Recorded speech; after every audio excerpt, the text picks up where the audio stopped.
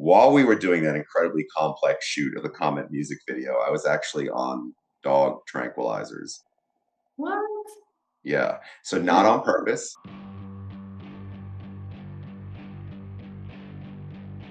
So I'm here with Cassie Ghersi, actor.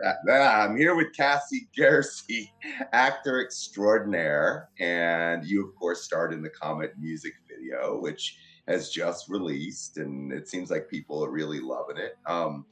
First of all, what are you up to these days? We haven't talked in a while. Wait a minute. It's weird because that music video feels like yesterday, but I realize it isn't. It's been what, like a year and a half, Oh two? my God. Yeah, probably. Yep. Time flies. No, I mean I'm still doing the thing. I feel like I live the artist life. So the perfect like balanced artist life is like family time, spirituality, and then getting to put all that into your craft. So those are my priorities nowadays. It's just as much acting work as I can get, as much family time, friend time as I can get. One of the things that absolutely blew me away, you were one of our last auditions in a day, so we were pretty tired. You came in there like a hurricane and kind of blew everybody away. And you do have a dark side that you can tap into, but you have a hilarious side also. I just started tumbling through different emotions with you. I think you were like way off. You were roaming around the room and you're way off in the corner. And I'm like, okay, you just won $1 billion, but then you found out your whole family died, but then blah, blah, blah. And it was absolutely incredible, the emotions you were able to convey in a truthful way, and make us all feel it in the room, which just blew us away. So at that point, I knew I wanted to work with you on something, didn't even know what it was at that point. But you are an exceptional talent. You've always been lovely from the start. I think when an actor is able to just kind of go off and go crazy like that, it's usually because the energy in the room is so like accepting and positive. Because trust me, we've all walked into rooms where we feel like we aren't supposed to be there. Like the energy is so standoffish that you're like, okay, anything that I have to give, I'm not sure I can even give in this moment. And it's so hard to fight through. So I appreciate that. My whole philosophy is trying to get rid of all the barriers and obstacles. We had a pretty sizable film crew for that shoot. It was a 1 day shoot, and there was a wonderful film crew. I have no complaints about that film crew at all. But moving forward, when I do my first feature in a few months, like I am trying to just do the skeleton of all skeleton crews, just trying to remove all the obstacles between me and the actors so that they're in a space like you talked about, always feeling welcome to be themselves, to try different things, to where we can create a dynamic, hopefully it's something really special. And there's a flow and an art that's lost to it. I feel like the more craft that you bring into filmmaking, the more you get away from art. For sure. And I think just having respect for all parts of what's happening, for what the director's trying to do, what lighting's trying to do, camera's trying to do, and remembering the actor also needs respect as well. So I think you do a really good job of that. And honestly, like, I hope more filmmakers keep that in mind. It's respecting every single ingredient of the project. And sometimes having a smaller crew does just naturally make that easier. Yeah, and I would say at the end of the day, I mean, the actor's kind of the most important. That's what winds up on the film. That's what the film is. So that's something that really needs to be nurtured. I wasn't going to talk about this. I don't think I've ever told this to anybody. While we were doing that incredibly complex shoot of the Comet music video, I was actually on dog tranquilizers. What? Yeah. So not on purpose. One of my dogs had just had an operation. The night before, I was so excited to finally shoot this thing that we've been preparing like 3 months for, and all the technological hurdles. And I was so excited and so happy that I was going to finally be shooting. I hardly slept. We got an hour or two of sleep. I get up and I take vitamins every morning. I put my dog's tranquilizer things in my hand to go out and give it to her. And I looked down a minute later, and it's not my hand anymore. I thought it was my vitamin when I was thinking about the music video. And I'm like, oh no, no, no, no. Then I'm like, okay, I weigh 200 pounds. This is going to be no big deal. I bet this isn't that powerful. And I made the mistake of Googling it. And it was something, I can't remember the name of the drug. Basically, you no longer have control over your body and your thoughts. And I'm like, this can't actually be happening now. I've been preparing for 3 months and I just took a dog tranquilizer and there's nothing I can do about it. I think at that point that I realized it was too late to try to vomit it out. And I was like, well, I got this. I get in the truck and I'm driving a set, and Yeah, I was about halfway to set. I was in downtown Los Angeles and kicked in. I'm driving and I'm like, oh God, yeah. Can't feel my hands. And I'm like, I just can't believe this. I didn't want to show up and tell any of you guys because you got to have great faith in the director and the producer and it's my vision. So I just was trying to hold my together the whole time. Yeah, I just couldn't believe it. It was the dumbest thing, the top 5 dumbest things I've ever done, which is saying a lot because I've done a lot of dumb. But we had done so much training and the camera guys had done so much preparation that fortunately kind of kept it under control. Well, how funny that I would have never known that. You did really well considering there was nothing weird or off about you. That is crazy. And what a freaking story. I mean, that's one for the books. I realized after the shoot was done and it wore off, the painkiller tranquilizer thing, I was like, okay, I guess I'm like unstoppable. But I was definitely out of my body the whole time, which is good because it was a space music video. We need to put you on camera. That would have been like great, like Oh my God. Well, I was on camera and then I put the same spacesuit on. They did stuff with me. So what was it like, Cassie, doing that? You're supposed to be suspended in the cosmos and you're not. You're surrounded by green screen. I know you and I rehearsed so many little micro emotions that I wanted to capture in your face. We used an 8K camera so we could start in on your eyeball and come out. Tell us about what that was like. So, I talk about this shoot a lot because it was the coolest, most unique challenges I think I've ever had. Having a camera that close to your face, I do remember getting the eye shots and like trying to get my eye to dilate. It was just really incredible. And I think it's something that as actors, we all seek to be a part of because we kind of want a challenge. Otherwise, it's kind of boring, right? So, I mean, yes, there's a group of people there. You're on a green screen. How do you pretend like you're floating in space? The spacesuit, man. You put a real spacesuit on me. That sounds heavy. I was laughing because I was like, man, what a respect I have now for astronauts. And I'm sure I didn't have everything, but I had a good portion of it. The helmet, the bodysuit, everything. So, I mean, I definitely felt like an astronaut. And then also just the concept of the whole music video that you put together was something that I meddle with a lot in my brain, like what would happen if the world was ending, how I feel about that. So I didn't feel like it was that far from thoughts I'd already had. And because it was like really small facial expressions, made it so that there wasn't too much physicality. I mean, I did have to stay really still with that heavy helmet to make sure I didn't move. Yeah. But yeah, the physicality was not the main concern. It was like you said, the facial choreography and remembering which way to look and when. Right, because we had to dolly out, track out so quickly. We knew we would have to put it into slow motion, which means that you're performing everything in super fast speed. This emotion, but it's all having to go boom, boom, boom while the camera's flying back. It was a hell of a thing to set up. I mean, you totally kicked ass at it. And then we had a crazy lens like right up in your eyeball. And then we had the only real like cut in that whole part of the video until the bridge. We pretend that we're going out of your visor and we're snapping out of your visor. And then we put the helmet on.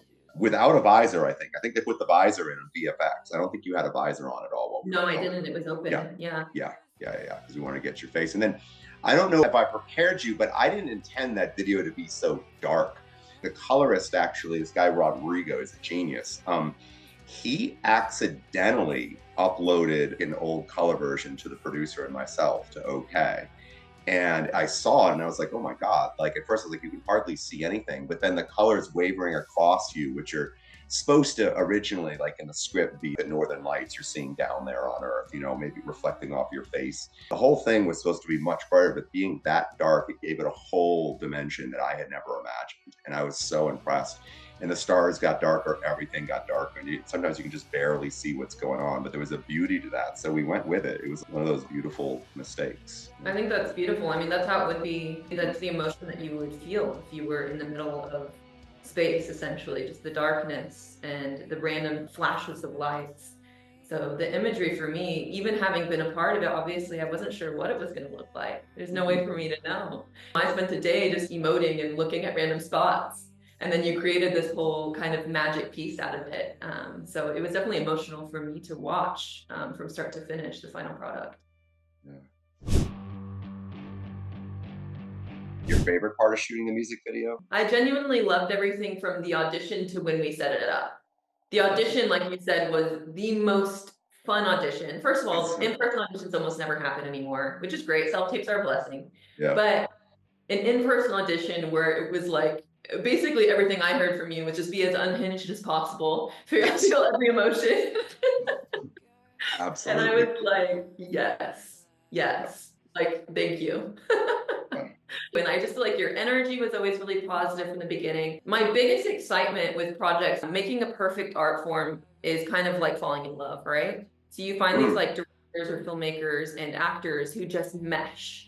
So like they get each other, they're excited to bring something together. So when you do find that perfect combination and you get to work on a project where the director is excited about you, you're excited about what they're creating, I just feel like it was a really special project to be a part of. So I appreciate you and thank you.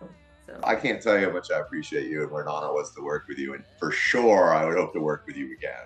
What about the worst part of that shoot for you? Was there a part you're like, oh my God, like whether it's trying to stay still up there on the little pedestal? I was gonna say, do you remember that I was in like fetal position like this on the edge of a stool with the heavy helmet? I can't remember how long we did that for. It was long enough that I could feel, I think just physically trying to keep that position was the hardest part. But again, whenever you're doing something so special and you kind of love what you're doing, you kind of don't feel the strain, but I think I may have felt a little sore after the fact. I remember it was so hard, and I had talked with so many producers about trying to make it look realistic. I guess we put you on was it a stool? And then we made your feet, I know we didn't want your feet like that, so we made it like this. Was there something else your feet were on? Yeah, you guys helped me out a lot. You put something for me to kind of rest my feet on. Yeah, it helped a lot. Yeah, and create that unsteadiness. And then we had to be so particular in how your costume might conform to your body because they didn't want anybody to see that you're sitting on a stool and couldn't be too puffy here or too straight here. And yeah, when they shot my part, I think you took off and then they would shot me, right?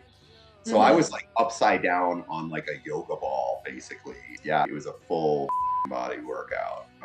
That was incredible. Oh yeah. I do remember. So the part where I kind of disintegrate and take everything off, I was over the same yoga ball, remember? Oh, that's right, you were. I remember now, yeah. That's right. Yeah, I had to have, because that helmet was so heavy, eventually somebody had it. We actually had a VFX supervisor and they're holding my helmet in the shot. He then, of course, had to get taken out and everything. I don't know how you would have done that with the helmet on. That's true, because at that point, I had everything off. Exactly, so me, essentially. What's your dream role in a movie? I think but also just being a part of any project. For me, just being able to play a role as a bigger project that is just fun, gritty, nuanced, like the characters have journeys. Like it sounds like the basics, but you'd be surprised. You got a choice between a comedy, action, love story, or a horror flick, and you could only choose one of those, and you were the star. What would it be? Could I choose like a drama, like hard hitting, or like thriller? Maybe not like full horror as much as I love horror, but like thriller, psychological thriller or drama. Yeah, I could see that. Any advice to aspiring actors out there? I've come to a new understanding of what it means to be an actor in the last 2 years, and I feel like what I feel is the best advice is, do you want to be a celebrity or do you want to be an actor? Because I promise they're not always the same thing. Being an actor is hard, and you may not get the societal admiration that you're looking for. So you have to just you want. Now I can tell you that if you're looking to be a celebrity, you may fall out of love with it really quickly. And if you're looking to just be a part of cool stories and do cool projects, then you are going to feel endlessly fulfilled. And I really can be a testament to that. It's like, oh, well, what are your credits? Oh, well, what directors have you worked with? And I'm like, I'm having fun. I'm doing this regularly. So yeah, just be clear about what it is that you want and make sure that you're in it for the right reasons. Otherwise, you're going to feel sad. That's great advice. You do seem like a very happy person and very content in what you do in life. So obviously it's working for you. I appreciate that. Is there anything coming out soon that you want people to know about? I just did a movie called Bare Skin, which I played a creature. So it's Something different again. I tend to find the projects that are unique by nature. And then I did a Lifetime movie and I am on the vertical train. So a lot of verticals constantly coming out. You mentioned bear skin. I assume that's bear as in like a bear arm, or is it bear as in grizzly bear, which is around me right now up in the Yukon? BARE, bear. Okay, bear skin. Gotcha. Yeah. The director that I met when I first started back into acting a few years ago and kind of gave me a chance in this like creature role, and have become really good friends of mine over the years. So now seeing them put it into the festival circuits, talk about streaming now, and like there's so much heart in there, Yeah. and again, it's like a very unique role. Do you have any shots of you as the creature? Yeah. Okay, if you could share those with me. Buddy put me in his horror film. I just did it as a quick favor, and like, oh my god, they made me into some creature. We should put them side by side, like our Totally. creatures. They pull like what is it called? Gifts out of them too, of parts of the film. Say that again. Get what? The like GIFs, like did you say that GIF? Oh yeah, nobody knows. Nobody knows, right? Hopefully not. If anybody knows, put it in the comments below. So how you say that? I know they made a few from the film. I'll send them to you too. They're pretty cute. What's the Lifetime movie? It's called Killer on Air. I played a very small role, but I was Killer on Air and Bear Skin. Oh my god, that's great. I know. No, actually, I was laughing at all the projects that I've done have had some very dark kind of shadowing over the top of it. It says a lot about me probably as an artist. But. So, lastly, if you could go to space in real life, not in a studio, not in the Comet music video, but it meant never using a cell phone again for the rest of your life, that was the price, would you do it? If I had my family with me, yes. In space? Yeah. Okay, wow. If I could live and sustain myself with my family there and never had to work again, never had to do anything, never had to live in the matrix, essentially, then yeah, wouldn't that be the ultimate life? I love that answer. Cool. Is there anything else that you want to talk about? What are you up to? Creating a film? You're always in the wilderness? I got the fire in Malibu after I cleaned up 21 tons of debris on Valentine's Day. A landslide come ultimately into my house. I lost another house to a hurricane 4 years ago in Louisiana. So I left Malibu, went down to Louisiana to rebuild on my land there. I spent a couple months doing that. Then went back to Malibu trying to rebuild and excavate my house.